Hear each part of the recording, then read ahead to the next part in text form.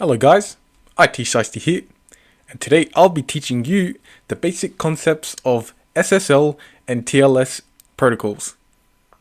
Now, these protocols are the backbone of how the internet secures your data via HTTP, creating the HTTPS protocols.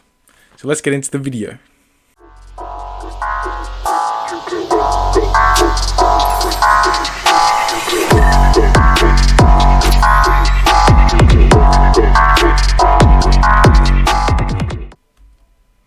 SSL and TLS. What is SSL? SSL, or the Secure Socket Layer, is a cryptographic protocol for secure communication over networks, especially the internet. The encryption ensures data transmitted between client and server is encrypted, and the security provides confidentiality and protection against eavesdropping or tampering during transmission. Key factors of SSL. Encryption secures data between server and client, preventing unauthorized access. Authentication verifies the identity of the server or website to avoid impersonation. The data integrity ensures that the data sent/received isn't altered during transmission. While SSL is still mentioned a lot, people commonly refer SSL to being deprecated, meaning that you should not use it anymore as there are a lot of security flaws. What is TLS?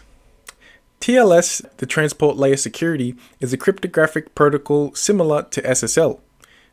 TLS is also the successor to the older SSL protocol, the newer kid on the block, commonly used in HTTPS for secure web browsing, and it uses handshakes to create secure sessions through a series of steps.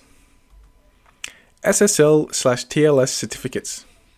For the client to establish an encrypted connection to the server, the client will first need the server's digital certificate to verify that it is trusted. These certificates verify the identity of the website, ensuring users are connecting to the sites they really want to. Websites with SSL/TLS certificates will usually have a padlock symbol inside the address bar. Certificate authorities, or CAs. CAs are organizations that issue out TLS or SSL certificates, and they are trusted third parties. They verify the identity of organizations before issuing the certificates to ensure legitimacy, meaning that there is a long process for an organization to get the digital certificate from the certificate authority.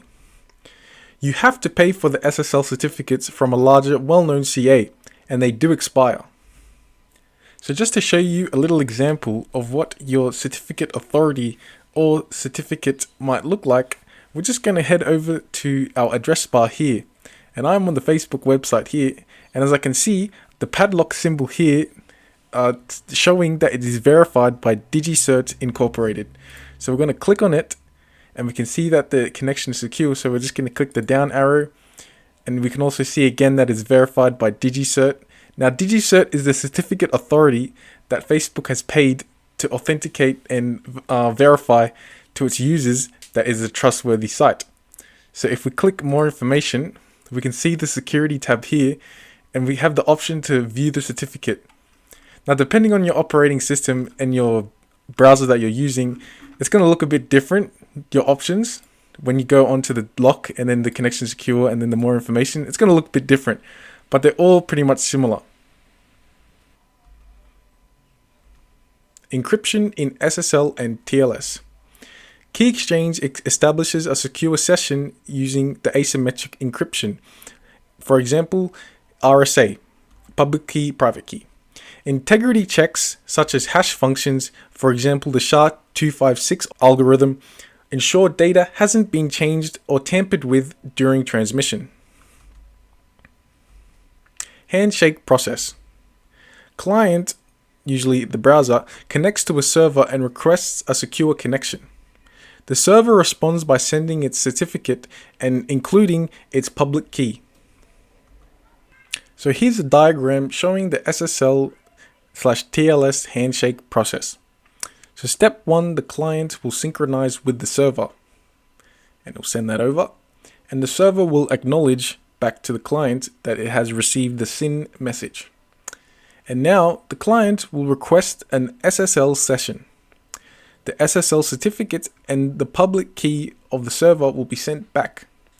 And now the client will create a session key, and the session key is encrypted with the server's public key.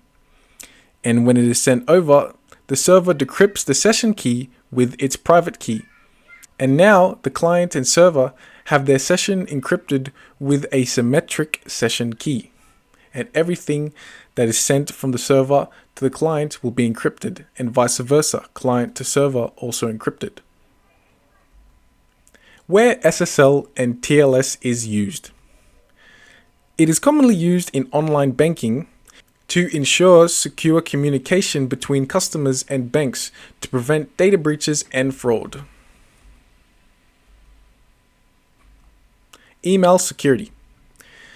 Secures email communications such as the Simple Mail Transfer Protocol and the IMAP, Internet Message Access Protocol, and POP3 to protect sensitive information when you are sending emails. HTTPS. SSL/TLS certificates verify the server's identity, preventing the man-in-the-middle attacks. Sensitive information is encrypted, ensuring privacy during transmission from browser to server. Well, that's going to be all for today, folks. I hope that I taught you a little bit about SSL and TLS. Please like and subscribe. I'm Paul. So just remember that, and thanks for watching.